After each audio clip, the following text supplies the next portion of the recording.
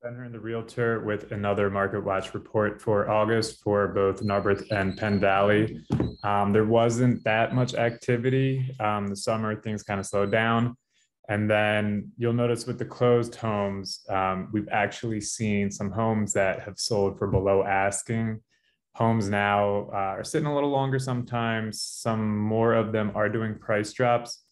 Nationally, I think, the market has shifted a lot more. Here in Lower Marion, it's kind of more just like normalized. And it's still, if you have a good house in decent shape at a decent price, it's still going to go quick. There's still going to be multiple bids. I mean, there was just one this weekend in Wynwood that had somewhat of a high list price. It needed a lot of work, and there was still like 5+ offers, inspections waived, the whole bit. So that still definitely happens. But it's not like every single house that happens to now. I guess that's the difference. So yeah, it's summer. We'll see. August probably be a little slow. Then things will pick up in September. At least that's how it used to go. Now, who knows? So I'm going to share my screen and we're going to jump right into the market watch.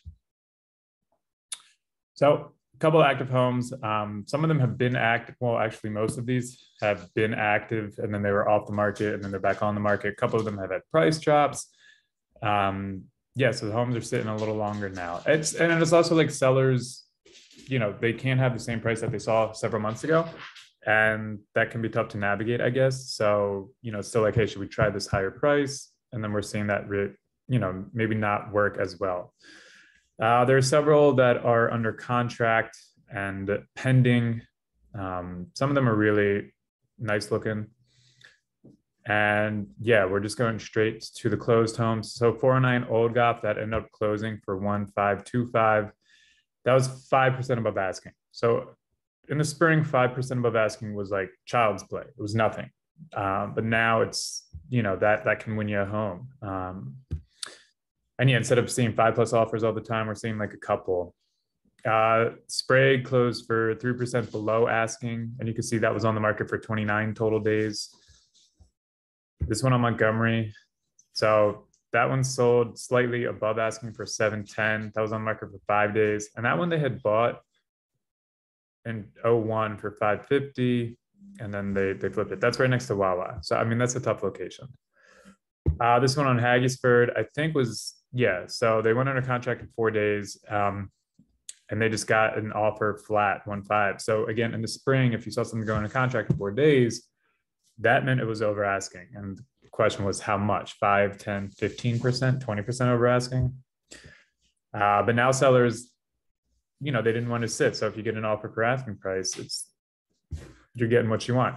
This one actually closed decently below asking, 8.2% below. That was on the market for 2 weeks at 895.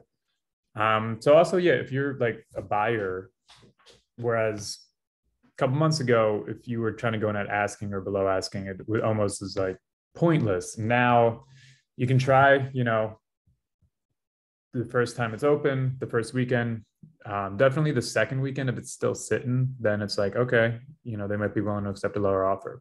So it is worth it now to try to, if you don't love the house or whatever, and you don't want to put a crazy bid, if you at least want to see like, all right, for this price, it's worth it. But you can't there's no lowballing. This one you'll see close 625. That was like right on the money too. So yeah, there's still a shortage of homes for all the buyers that want an LM. So lowballing doesn't really work, but you can do like manageable offers now. Hanson Court, this one sold slightly above asking, 1.5%. That was on the market for a week. And then I told you some still go crazy. Woodside right here closed for 675. That was 25% above asking. So it was listed for 540 and they got 675. Yeah. So that'll still happen. House is in demand. This is quite the opposite, actually. This one sold 28% below asking. I mean, there was like a literal shell of the house. So that's, those ones are kind of tough. This one on Oakwood, I think was just flat for 325. Yeah. So it was listed 325 and sold for 325. This one on Haggisford, I think also had a price drop, 4.4% below asking. This was on the market 31 days. So some of these homes, it was like right as the market was shifting, and it was, the listing price hadn't quite caught up to the shift.